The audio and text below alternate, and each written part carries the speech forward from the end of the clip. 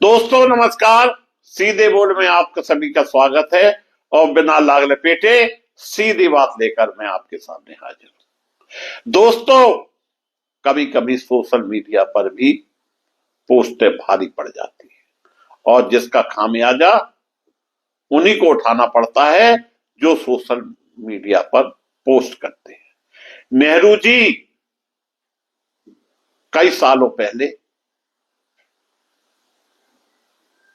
थे, लेकिन मौजूदा समय में नहीं है। फिर भी उनका पीछा लोग छोड़ने को तैयार नहीं।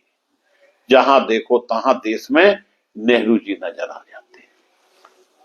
दोस्तों, सुप्रीम कोर्ट में इसी तरह का एक मामला आया जिसमें नेहरू जी के ऊपर पोस्ट किया था और सुप्रीम कोर्ट ने इस मामले को गंभीरता से लिया,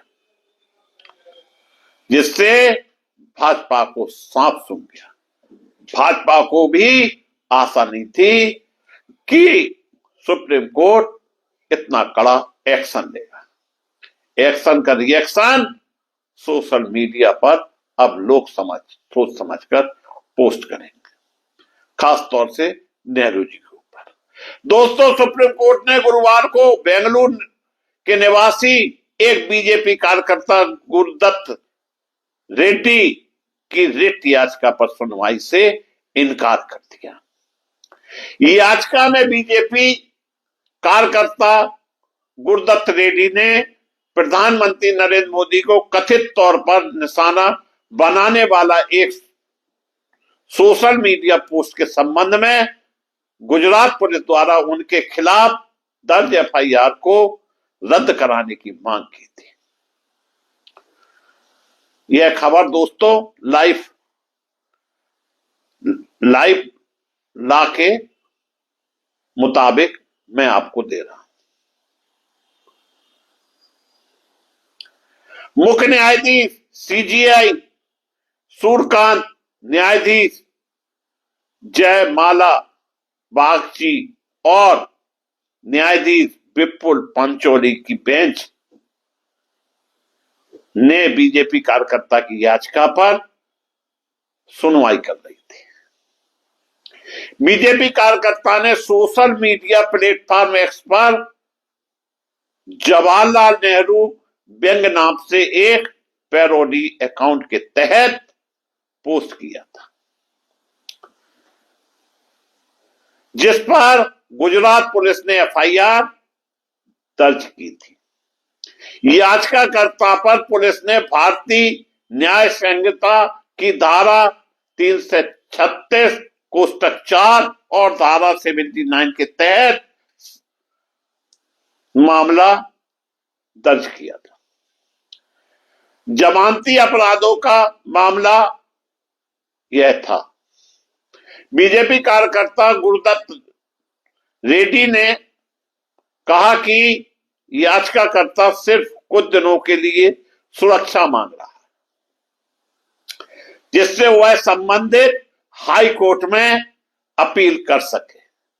वकील ने तर्क दिया कि मुझे 5 से 7 दिन की नोटिस चाहिए ताकि वे अपना बचाव कर सके, क्योंकि ये जमानती अपराध है। आगे यह भी कहा गया कि याचिकाकर्ता ने विवादित पोस्ट नहीं लिखा, बल्कि उन्होंने इसे केवल प्रश्न चिन्ह लगाकर रिपोस्ट किया था। इस पर सीजीआई ने कहा कि क्या याचिकाकर्ता चाहते हैं कि कोर्ट उनके पोस्ट को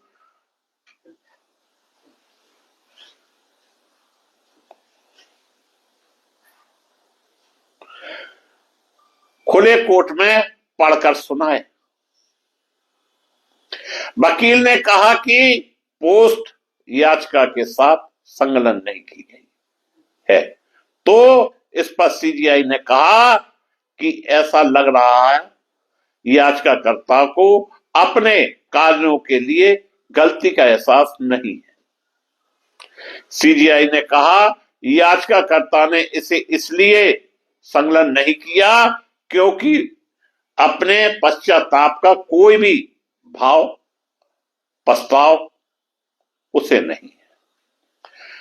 आपको अपने किए पर कोई पश्चाताप नहीं है। जिन लोगों को आप गाली दे रहे हैं उनके लिए आपके पास एक शब्द भी नहीं है।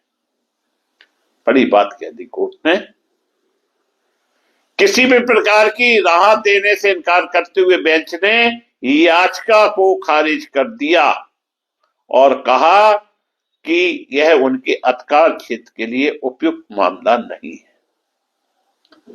आदेश में कोर्ट ने कहा याचिकाकर्ता ने अभिव्यक्ति और बोलने की आजादी के मूलभूत अधिकारों का घोर उल्लंघन किया है। हम इस न्यायालय के जरिए इसे कोई भी विवेकाधिकार या राहत प्रदान नहीं कर सकते। याचिका खारिज करते हुए बेंच ने साफ कह दिया कि बीजेपी कार्यकर्ता रेड्डी कानूनी रूप से राहत पाने के लिए संबंधित हाई कोर्ट में जाने के लिए स्वतंत्र है।